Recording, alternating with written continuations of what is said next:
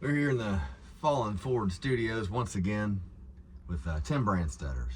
We got a couple cigars in our hands. We're gonna review them. This is a first-time cigar smoker. Yep, first time. So this will be an interesting thing for you. Yeah, I'm excited about it, man. And we're gonna talk about maybe some of your background, how you got started in the music scene, but when you cut this thing, you just want to cut a little bit off the end there, Okay. like that. Okay. This is called a straight cut.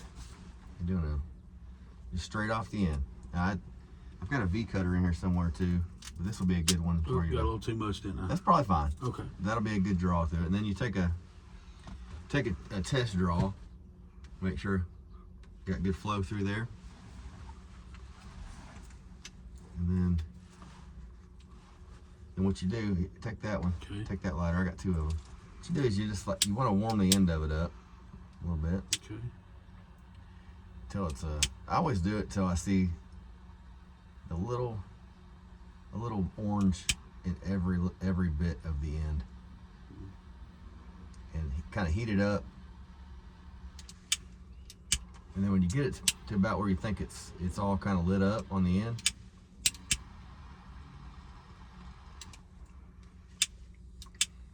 you light it up while you're taking a puff on it.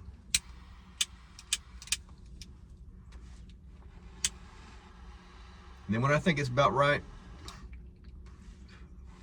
I'll take it and I'll blow on the end of it until I visually see that it's all kind of glowing in there. Okay. All right.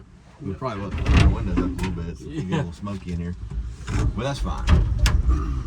So Tim, let's talk about, maybe want to scoot over the hood a little bit. Scoot over to you. Yeah, my window mount broke, so we're just like leaning it up against the ashtray on the dashboard. Here's an ashtray. How did you get started in what you're doing? What's your background? Where are you from and all that? Well, I'm from London, Kentucky. Originally grew up in East Branstetter, just north of London, and my background's in sports. Like Really? I got into being a sports writer. I was a sports writer for 20 years. Wow.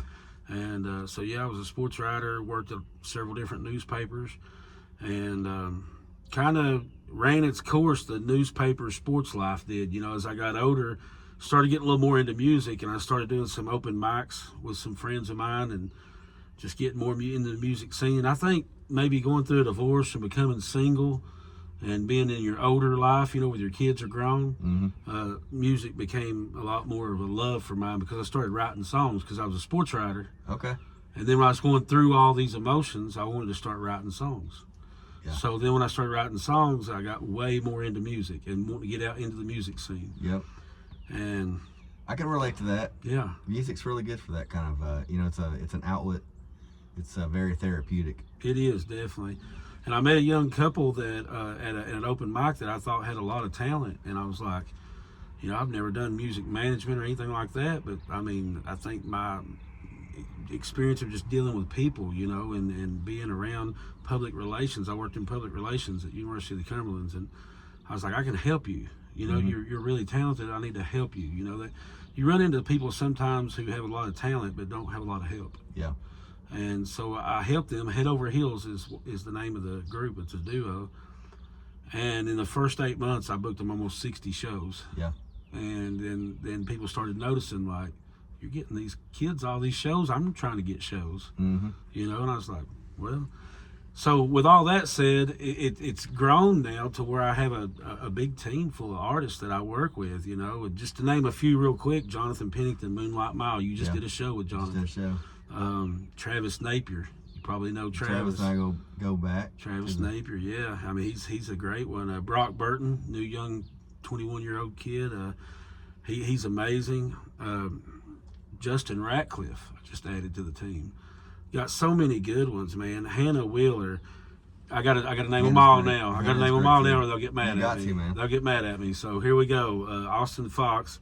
No Handshakes, young rock band out of Corbin, sold 100 tickets at the train station last week. I saw you posted that. That was amazing. For a new rock band. That had to have been a good feeling for everybody involved, It was really good, and they put on a great show. No handshakes. No handshakes. And they have They're some a rock music out. band. Yep. You can look them up on all the platforms. They're streaming. They're still new, but they've got some stuff out. Cool. and they're actually going to be the backing band for Brock Burton. Okay. So they're doing their rock stuff is No Handshakes. Yeah. And then Brock Burton is a Appalachian country folk singer that doesn't. He's written over 30 songs at the age of 21, and they're going to back him up. So what was really cool was I had them do a practice with him just to see what would happen. Mm-hmm. Country guy with a rock band, and it turned into this Southern rock CCR feel, and they just hit it off really well, and they're doing great. So in case I didn't mention Gracie Yates, Hannah Wheeler, Kate Sparks, like I said, Justin, Travis, Jonathan, I don't want to leave anybody out. And I've been adding a couple here and there, and I'm talking to someone tonight who's a rock band that I'm wanting to add. Talking to someone that you know very well, but I don't want to let the cat out of the bag. Okay. And that'll be happening Friday. All right. You come to the train station in Corbin, Kentucky. Cool. Well, I'll tell you, man, you've got a lot going on. How do you balance your work? Because you work a job too. Yeah. A regular job. So you're working full time all the time. That's a great question, man. How do you balance all that? That's a great question because I've been trying to figure that out lately. So I was working at a law office and working at a newspaper. I'm the editor of the Pineville Sun newspaper. Okay. You know, the John Grace neighborhood down there. Bell County. Bell County, yeah. So I was full time at the newspaper, and I've got the newspaper background, so I was full time at the law office, and I had the newspaper background, so they wanted to pull me back into newspaper when I thought I had retired from newspaper. All right. And I was like, why not? I'll give it a try, And it went from part-time to, I can't really do newspaper part-time. I need to do it full-time to be able to do it right. So then I cut back on the law office work, and now I'm full-time newspaper and still helping the law office occasionally. But that's a great question because the more artists I add, the busier I'm getting. And I try to go to all the shows I can. I'll try to go to every show. If there's two local, I'll try to go to both of them. I'm a real hands-on music manager. I want to be there. I want to hang out with them, And so it's really getting hard to manage my time. But here's the good part: this team keeps growing. That'll be my full-time job. Yeah, there's a tipping point where it makes sense to do that, and if you can balance that out in your personal life to make keep your life simple, and don't have a whole lot of bills and stuff like that. That's where I've been able to hit the road quite a bit on tour, is because I've kept my life simple. I could have taken my refrigeration work and got different trucks on the road and hired people and all this kind of thing, but would I have been I would have definitely had more money, I can tell you that, but would I have been happier? I don't know. Yeah, it's money or happiness sometimes. Yeah. And I think sometimes, man, it's an absolute thrill to be able to help people to the next level. And when you see like you were talking about, you got a bunch of young artists that all they need is a stage. All they need is a fan base. Yeah. And a lot of them, it's coming easy for them because they're so talented. And if they feel like they're, that they don't have somebody in their corner, it's easy for them to quit. Yeah.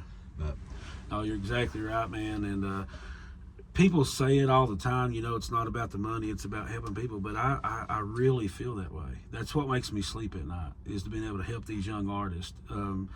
Because I've told everybody that I work with, I don't want to manage an artist just to make money. I have to believe in you. I got to be a fan of your music, and so I can go out and sell it to venues and other places. And I got to want to like you as a person to be able to help you grow, because I do a lot of work with no pay. You know how it is in the music world. It's a lot of work with a little bit of pay. Yeah. But when those artists, when they mention me on stage, and they want to thank me or shout out to me, or they'll make a post about it, and whenever they get really happy that they're able to open for somebody or get a big show, or like you said, No Handshakes, sold 100 tickets, the first thing they do is thank me. And it's just the best feeling in the world. It's worth more than money. Yeah. So what's next for you, man? Like, you've got a lot going on. I know you said you're trying to build your team. You got you have a pretty large roster for somebody that just started up. Yeah, it's building fast. And so what's next for you? So, well, I didn't mention Kentucky Unplugged, which you're going to be at.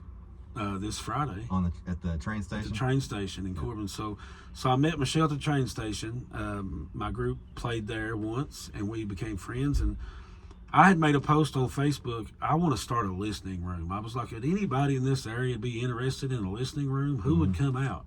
You know, because you can hear a lot of great singer-songwriters playing at bars and different venues, and you can't even hear the lyrics. Yeah. And I'm like, man, I want to hear these lyrics. I want to hear them. I want to bring all these great songwriters like yourself to a venue where the lights are dimmed and everybody's quiet. Yeah. And we can hear the lyrics. You know, you're pouring your heart out. To me, that's what music's about. It's like if you took your favorite book and ripped out 2 or 3 chapters of it, it wouldn't be the same book. No. And sometimes a song is like that. If you don't hear all of it, you don't get the full impact of it. So if you're in a bar situation, they may hear the chorus, but they don't hear that punchline that just like stabs your heart. You're not kidding. You know what I mean? So listening rooms are one of my favorite things to play. And how many times, I've got some songs that I've written, how many times have you got a song and you're like, yeah, the first verse is good, it'll pull you in, and the chorus is pretty catchy, but that second verse, man, that hits sometimes. Yeah. And like you said, if you don't hear the whole song, you'll miss the best part of it sometimes. But so I started Kentucky Unplugged at the train station. Big shout out to Michelle.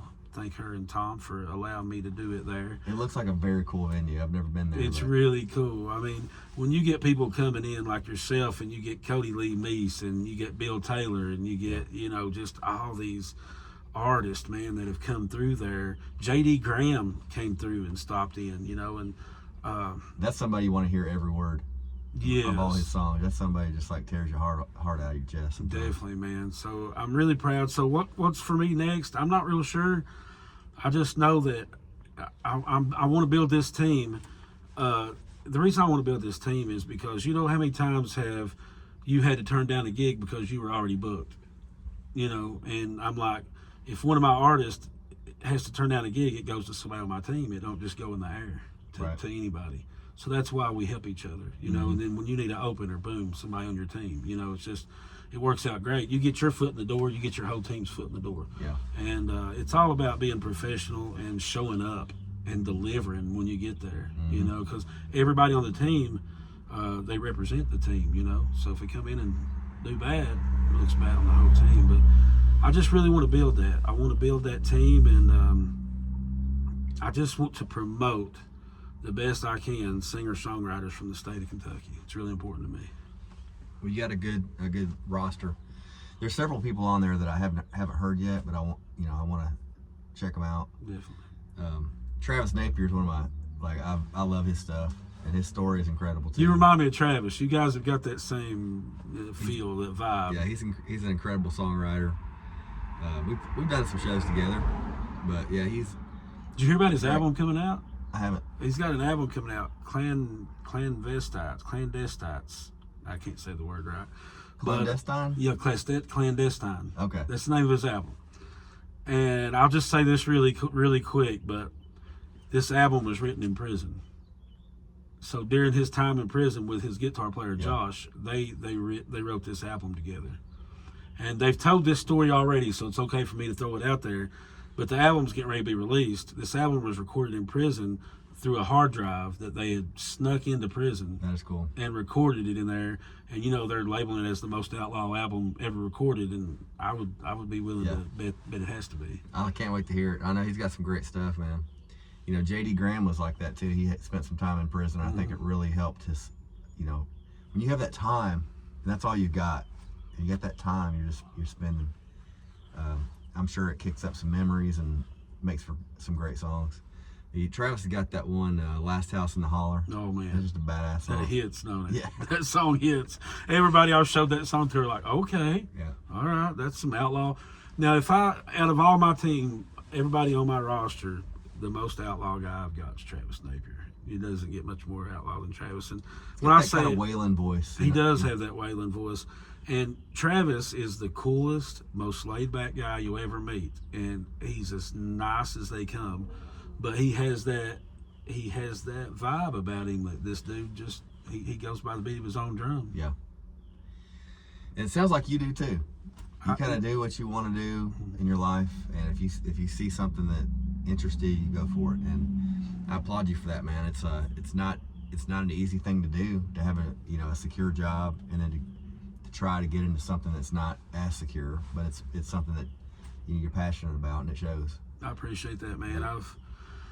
Like I said, at the end of the day, the real jobs, I call them, they don't give you that satisfaction like helping other people. Yeah. So to get to this point in your life, you've had to go through some stuff to say, you know what, I'm going to focus on my happiness.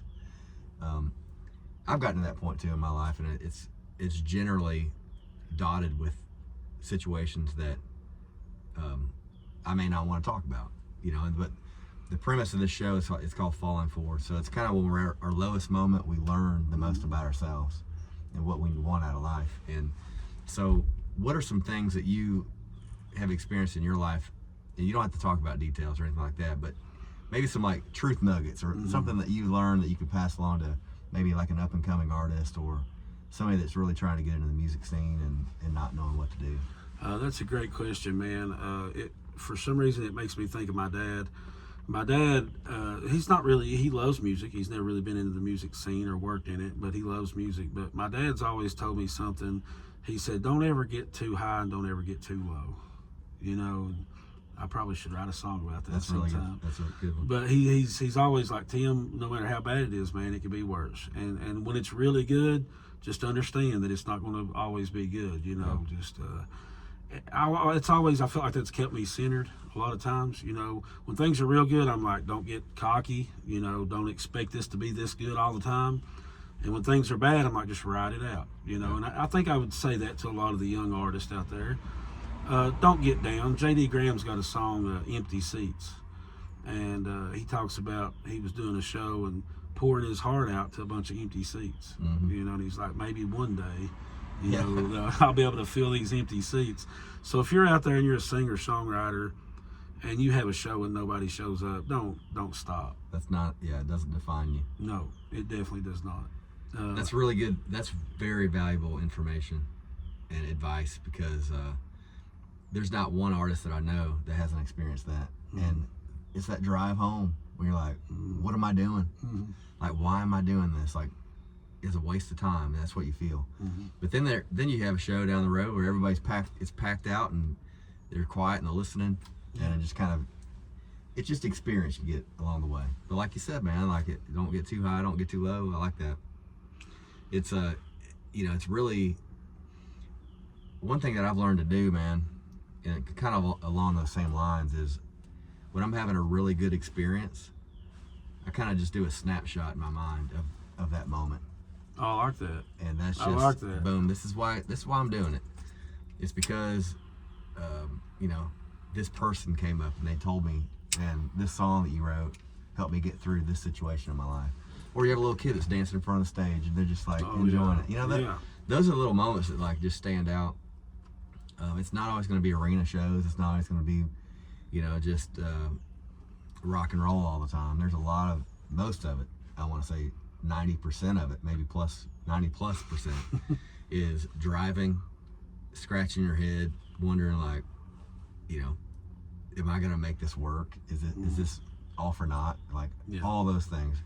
And then you have those couple little moments where you just soak it up. You're like, man, this is why I'm doing it.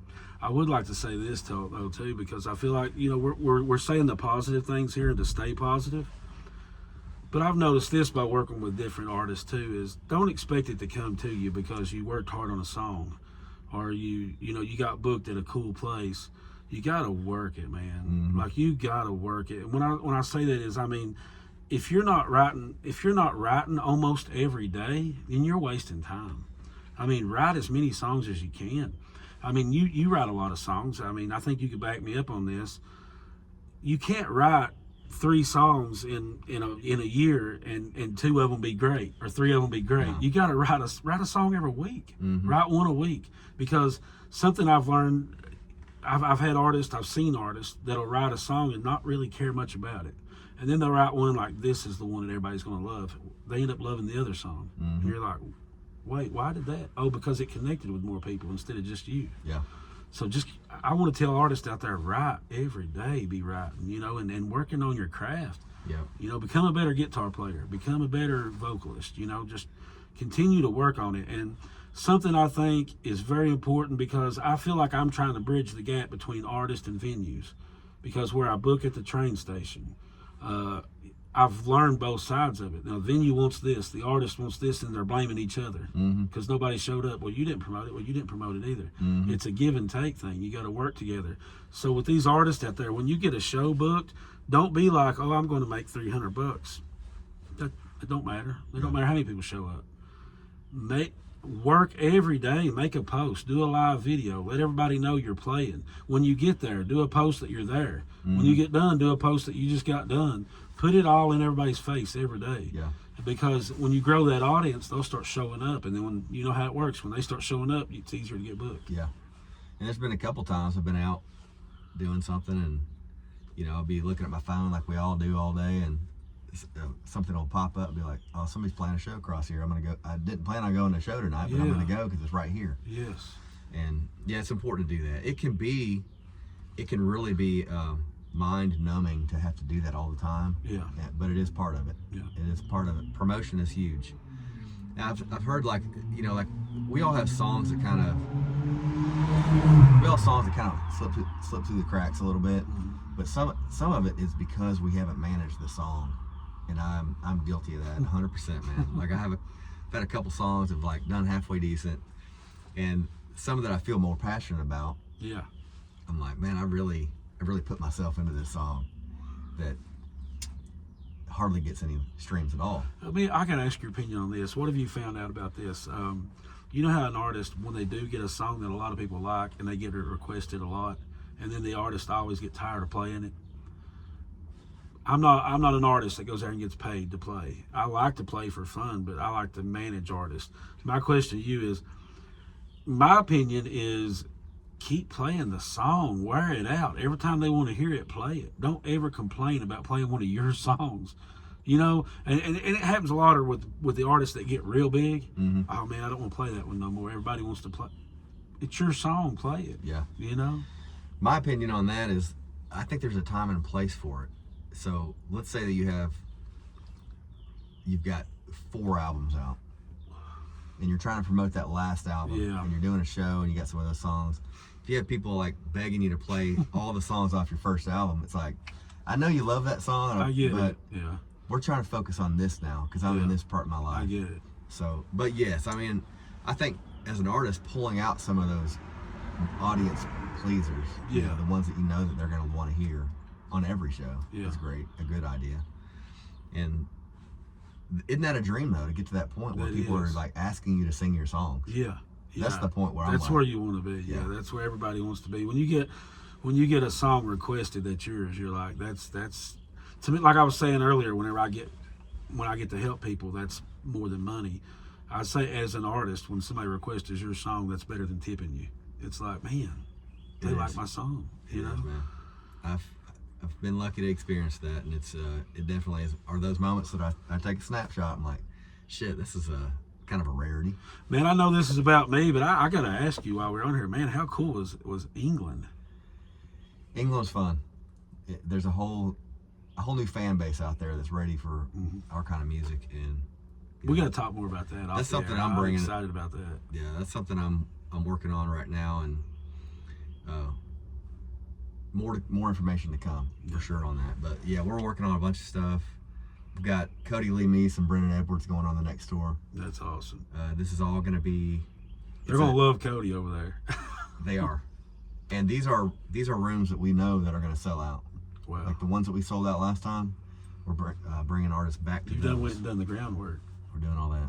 I love that. So we've got a kind of an anchor gig in London at a place that sold out, had people down the sidewalk waiting to get in. Like, they were turning people away. It was packed out.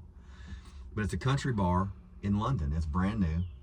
And so we got in with them, and they like what we did this last time. So Cody's gonna be playing a full set. Brandon's gonna be playing a full set on a Friday night. That's awesome, in London. Man. So, and we're building the whole tour around that. I love it. So man, it's gonna be fun. It. I love what you're doing, man. But I want more and more artists to get out there, and we're creating a nonprofit so that any sponsors, anybody that wants to help to get artists out there. There's a fund that they can contribute to, and that fund will help the transportation cost, so that artists can go over there and just have a good time and book. You know, the show's already booked. Yeah. And they have a kind of a tour built in. I love that. And that's kind of, and you know, I'm to that point in my life too. I love, don't get me wrong, I love the singer-songwriter life. I think it's fun. You know, writing my stuff and playing it in front of an audience. But I also get the same feeling you do when you can help somebody. Yeah. And you know, it doesn't mean I'm not doing I'm not doing my own thing too, but it does mean that I want to give some people an opportunity that they may never have had before, and that's where I get a benefit out of that, just from. See, I mean, that's why we can get along so good. We appreciate the same things. We're both driven to help, you know, the local artists around here. Man, I think there's a wave obviously going on in Kentucky. There is. Of musicians and music. To me, music is Kentucky's the capital of right now. I mean, I know you got Nashville and you got Tennessee, and there's music everywhere. But man, what's coming out of Kentucky right now is something to really be proud of. Yeah. Yeah, and it's nothing that's ever going to stop. You know, we've had a very, very rich history of music in the state and in the region in general. And that's another reason why they like what we're doing over there in the UK, and also, you know, like Ireland, Scotland, Wales, England, and even in Scandinavian countries. But they love kind of folk music, and so what we're playing over here came from there originally. Yeah, and we made it our own, and now true. we're bringing it back in kind of this. Look what we've done with it. And eventually, what we're doing with the nonprofit is For the Love of Appalachia. Right. It's called For the Love of Appalachia. We're going to be bringing artists from the UK over here too to do the same kind of tour. Oh, cool! I didn't know that. Yeah, we're going to be setting up tours for them, predetermined locations, kind of pump it up, give them a tour poster, and get sponsors on there, and just do the same thing that we're doing over there for them over here. I love that. I'd love to help you with that. So right now it's we've got Billy Styles Johnson, Cat Deeds, Greg Adams, and myself that are in that group. And then Cat Deeds is a really good friend of mine over in England, and she's a booking agent. So she's booking for people from all over the place. We've got Josh Mitchum going over there, and Matt Woods. She's helped Matt Woods book some stuff. She's got D. Boone Pittman. Oh yeah, I love there. Jeremy Zeller. I love Jeremy too. They're going over there. So what is happening is building. It's a slow build. Yeah. But we're trying to make it work. Kat Dees is a hard worker, and she retired from her job, and this is all she does now. So I love that. She and her husband James are doing a really good job. I know my roster is full of guys that, you know, and gals that would love to jump in and go across the water and experience that. Jonathan Pennington, you know, he's ready to go. You know, Travis, I'm sure, would go. Brock's ready to. I mean, those guys, they would love that. I mean, just the opportunity to play your music across, you know, somewhere else in a different area, in a different culture, you know, and just to see how the fans react to it. That's got to be really cool. It's very cool. Before we get too far, it's about 30-minute mark. We have to wrap it up here soon, or I'm going to have trouble uploading it. Yeah. But this cigar I've been smoking is a Oscuro 601 Reserva Limitada. It's a 601. I've been puffing away on this thing, but it's good. It's not too hard. It's a bold cigar. It's got a kind of a Maduro wrapper. Yours is a Maduro also, I believe. Okay. So Maduro is the kind of that darker, more fermented tobacco on the outside, the wrapper. Oh, okay. So how you liking that one? I actually like it. You know, I'm not a big smoker, but I'm enjoying it. I really am. It's a Odyssey. It's really good. It's not real harsh. It's smooth. I like it. The thing I like about cigar smoking is that, you know, I went to the doctor not too long ago, and I had some kind of little bug that I brought back from the UK, and so I went to get some antibiotics and stuff like that, and they ask you all these questions. One of them, are you a smoker? I don't even really, you know, I smoke a cigar every once in a while, but I still don't consider myself a smoker. No. Even though we're breathing the smoke in, so technically I guess we are smoking, but Yeah. This is more of a relaxing I think thing. when they ask you smoking, they're thinking of these people that are smoking, buying Like a packs pack of a day, cigarettes. so, Yeah, pack a day. Yeah. So this is kind of more conducive to conversation Yeah. and meditation. It's like a ritual kind of thing. It kind of So, relaxes you a little. It does. It does. And you can get a buzz off these if you do breathe it in. Like there, and the nicotine that you get kind of at the end as you're drawing through the whole time, you can get a buzz off this. But I kind of take my time with them. This is a very easy smoking cigar, even though it's kind of a bold one. 601 Oscuro. Well, Tim, in conclusion, man, is there anything that where do you see yourself in 5 years at the point you're at now? That's a good question. I'm hoping Branstetter Music Management is something that, you know, has earned a very creditable name, you know, in 5 years, and, you know, I can have such a good team working it that it's just really helping people. It's really helping people, you know. I'll be honest with you, Lance, I love where I'm at right now, you know. I mean, I've not got to where I want to be, but I love where I'm at now. You know, like to I be know able to say that is a huge milestone in anybody's life, to be able to say that, because usually it's I'm not going to be happy until I get this or I get that, but to be happy right now and where you're at, and knowing that it's going to keep on working hard like you're doing, and get the right people around you, it's gonna do well.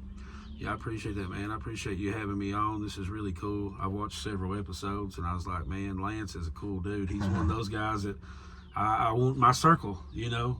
I keep saying I've got this circle of people that I like to work with, and, you know, I like to be around people with the same mindset, you know. But I try to have people from all different backgrounds and different situations in life, not necessarily just in the music industry, but that is where a lot of my interviews are in the music industry. So bring some of your artists, like some of your artists know. I like to have them on and that'd be do some great. interviews, and keep doing what you're doing, man. Doing a good job. Appreciate you, man. Nice to have you on. Thank you, sir. This has been an episode of Falling Forward. This is the studio. It's a 75 Ford F-250. So I'm going to be doing some work on this thing soon too. So I like this. That's part of the show, is a restoration of this truck. And I know I haven't been doing a whole lot. It's been cold winter. But I'm going to take the bed off this thing. I'm going to do some work on the frame, get it all, all prepped up, strong and painted and coated. New truck bed on there. Work on some of the rust. But I'm not fast forwarding that. I'm enjoying the moment. Yeah. I can still drive this thing around, and a little bit breaks off here and there as I go down the road, but it's fine. I like this thing, man. You know, I'm kind of a Ford guy myself, so I like this truck. But make sure you like this and subscribe, make a comment. It really does help. So if you made it this far in the video, you might as well subscribe and give it a like. But Tim Branstetter, thanks for coming on, man. Thanks, man. Appreciate it. See you.